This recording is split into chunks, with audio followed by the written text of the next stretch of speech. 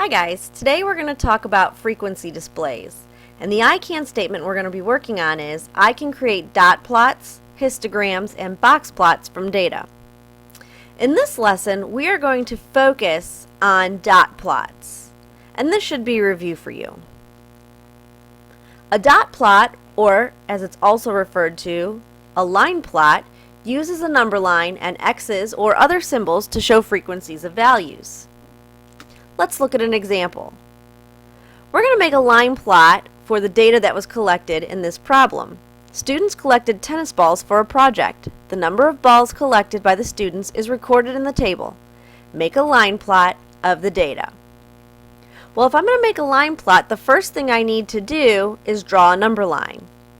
Now, it's very important when you draw a number line that you include all values between at least the lowest data item, in this case is 10, and the highest data item, and in this problem that's 16.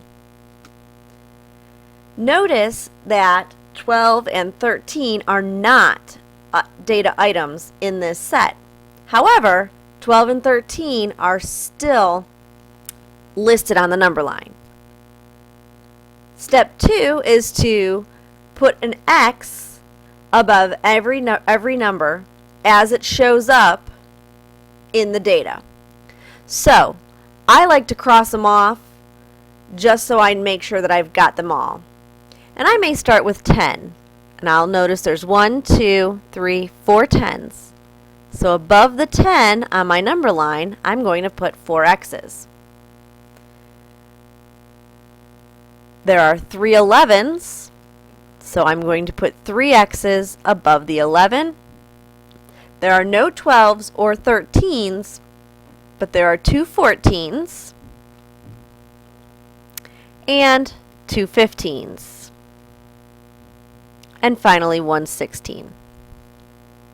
Every time I make a dot plot or a line plot, I need to make sure that I am labeling, because this is still a graph.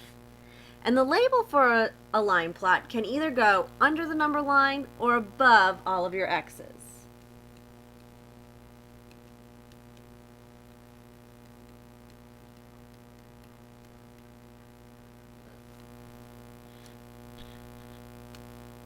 Now it's your turn.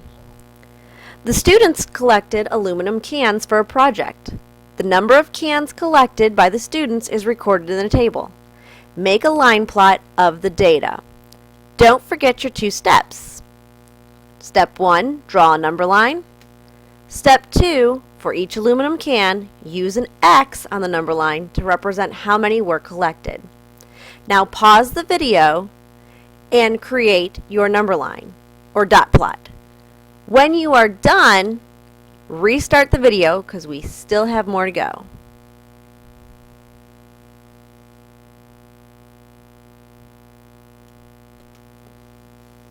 Let's try another example.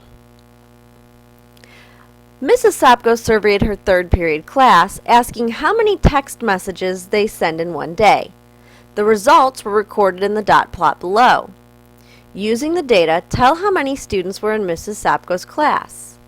Remember when we were doing the first 2 examples? Every piece of data had an X on the number line. So every X represented 1 data item. Looking at this dot plot, tell how many people were surveyed to create this dot plot. Pause the video and write your answer in your notebooks.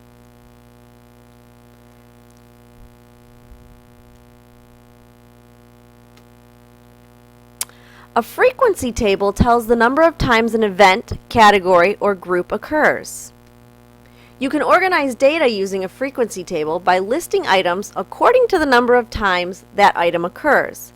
So, in many ways, it's similar to a dot plot. Let's look at an example. The following are the number of books read in 1 month by some boys in grade 6. When you make a frequency table, you're just simply making a table listing all of the possible number of books the boys can read. Just like with a dot plot, I'm going to include my lowest data item all the way to my highest data item. You'll notice there are no 4s in the data that we've collected. However, in my frequency table, I still need to list 4 because it comes between 0 and 5. When I'm making a frequency table, I'm going to put tallies for every time a particular data item occurs. So for example, I have a 0, and in my tally table, I'm going to put 1 tally under the 0.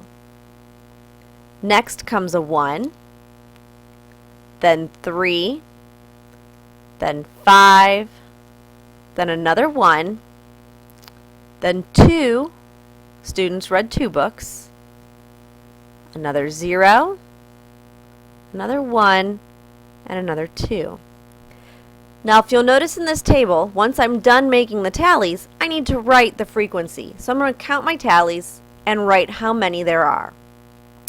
So there were 2 boys that read 0 books, 3 boys that read 1 book, 3 boys that read 2 books, 1 boy read 3 books, and even though there's no tallies under 4, I still need to write that 0 boys read 4 books and 1 boy read 5 books. Looking at a frequency table, I can tell how many students read books this month. And I do that by simply adding up the number in my bottom row. So I know that there were 2 plus 3 is 5, plus 3 is 8, plus 1 is 9, plus 0 is 9, plus 1 is 10. I can look at a frequency table and tell that there were 10 boys surveyed for this data collection. Now it's your turn. The following are the number of books read in 1 month by some girls in grade 6. Create a frequency table for this data. You can pause the video, but remember to restart because we have a little more to go.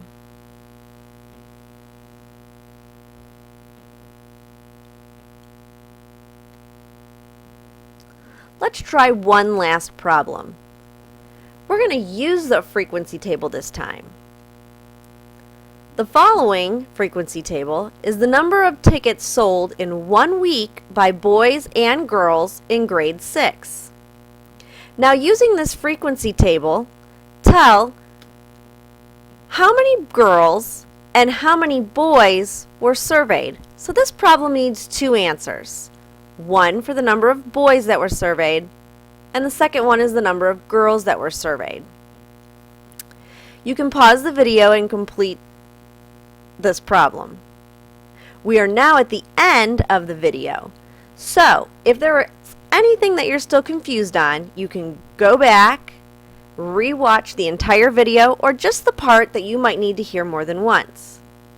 Don't forget to WSQ in your notebooks.